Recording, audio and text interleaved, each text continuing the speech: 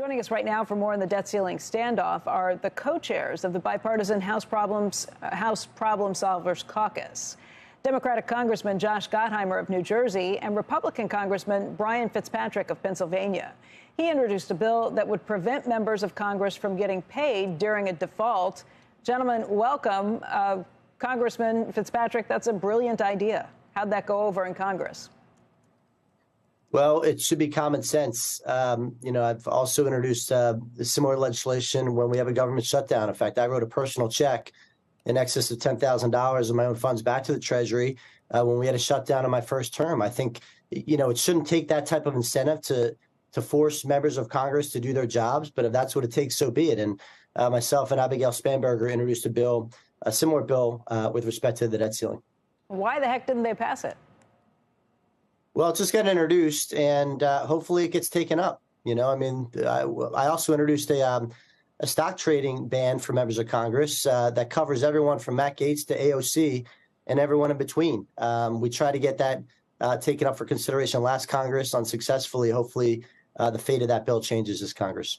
Can I add one thing to your legislation? Maybe not only does Congress not get paid if the debt ceiling is defaulted on, but there's no back pay either. So if it takes you 3 weeks to work it out, that's 3 weeks of lost pay.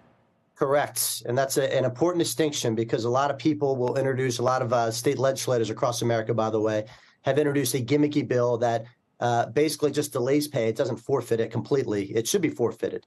And that's what our bill does. Great. Congressman Gottheimer, good to see you this morning. Why don't you tell us where you think things stand right now? Do you feel like there is a deal that's going to get done? Because it certainly sounds like it after everything we've heard the last week. Well, I think first and foremost, we know that a deal has to get done, right? It's not an option to default and to not pay our bills and to send the markets and our reputation in the world into a tailspin. So I think there's a deep recognition, and I think it's a good thing. We've now focused the players in the room, and I know they're incredibly hard at work. So that's good. And we've got to go fast because time's not on our side, as Secretary Yellen said. So to me, that's good progress. Brian and I in the Problem Solvers Caucus for months now have been pushing for people to sit down and actually talk. We've put out ideas, I think, good ones in terms of calling for suspending the debt ceiling, taking that off the table as an issue and not playing politics with the full faith and credit of the country, and also setting up a bipartisan commission to deal with longer term fiscal issues in our country because we have to deal with both. And so I hoping that's going to be the outcome of these negotiations. So the Freedom Caucus has been complaining about some things that might be changed. The progressives on the other side have been complaining about things they don't want to give away. Do you guys feel like you're getting what you want, basically, if there is some agreement that's worked out between the two sides? What do you think, Josh? Well, I think if it's worked out on both sides, we're going to get what we want, right? I mean, we need that. Everyone's not going to be happy with everything. That's, to me, always a good deal if everyone's a little upset.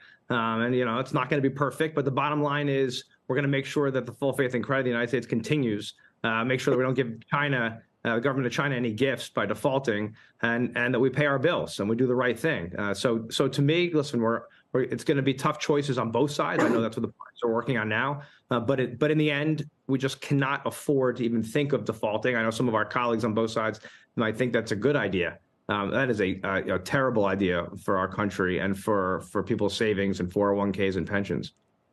Brian, the Problem Solvers Caucus put forth a while ago, I think it was several months ago, something that kind of said, here's how we can find agreement between the two sides. Is what you're hearing that's being discussed right now kind of reflective of that, or are there places where it broadly differs? Well, the only difference is I haven't heard any talk about a fiscal commission similar to Simpson-Bowles to deal with the long-term sustainability of our debt and deficit. That doesn't mean that wouldn't be brought on the table, but this is exactly what our caucus does.